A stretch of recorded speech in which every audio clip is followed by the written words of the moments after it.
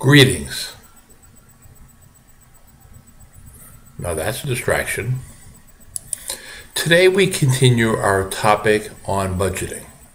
I hope that I'm not tiring you out on this topic because this is one of the big ones. In the first two parts of budgets, we discussed inflows and outflows, or income and expenses. We highlighted having accurate and conservative estimates for each.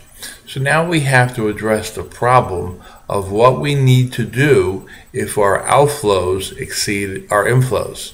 This is actually part of a more general topic of maximizing net flows.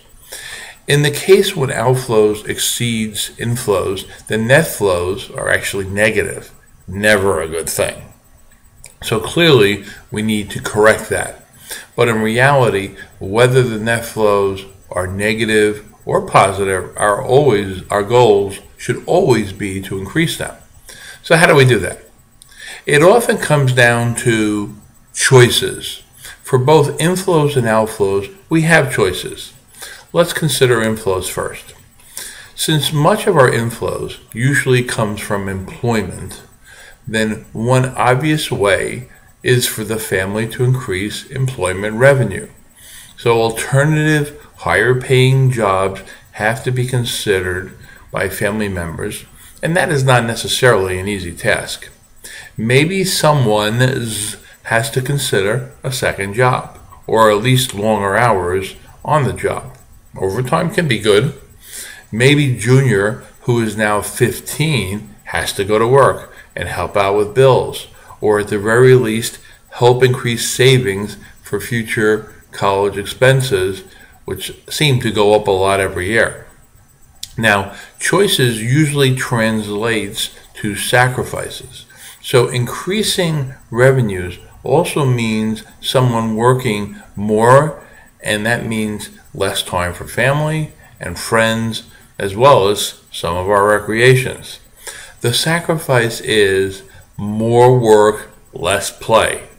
We can tinker with our other forms of inflows, but earnings are the most effective way to increase family income.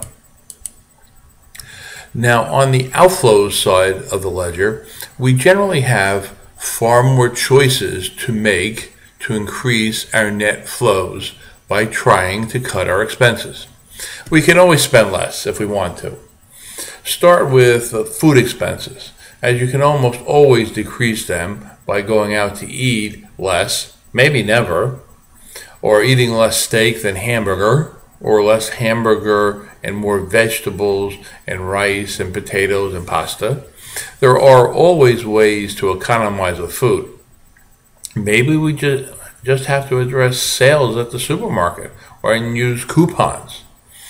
The one danger is to avoid eating unhealthy foods in order to economize, because doing so can lead to health issues, and that's a hidden cost waiting to happen.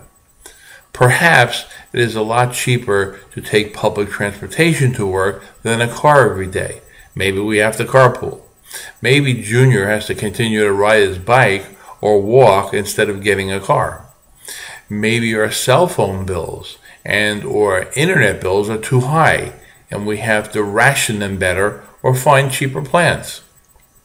Maybe we have to do cheaper vacations or skip them on occasion. Maybe we have to make the car last a year or two longer. Maybe we have to wear our clothes a little longer before dumping them. Maybe we pay more attention to utility bills, which might mean using less air conditioning and or less heat. It takes planning and effort to cut one's expenses. Now, this becomes especially important when there is a sudden jolt downward in family income, like a parent losing a job.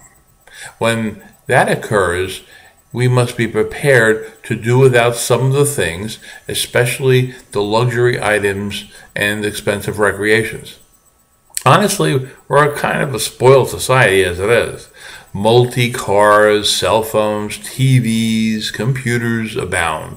We know that for the most part, there are ways for us to cut our expenses, but this can mean sacrifices. When it comes to repairing the budget, sacrifices must be made. We can always go back to spending more if the shortfall is restored, like the person who lost a job finds another. But remember one thing, that if you cut your expenses in response to a revised lower income, then when that income might be restored, if you continue with the spending cuts, then you can save more. And I can't emphasize enough the importance of savings. It's all a matter of training, you know. I was reared from an early time to save and make do with allowances. Parents who are negligent in rearing their kids to be thrifty and selective in their choice of how they spend their cash and how they earn it for that matter are not doing their kids any favors, which was one of the evils of spoiling. Don't spoil.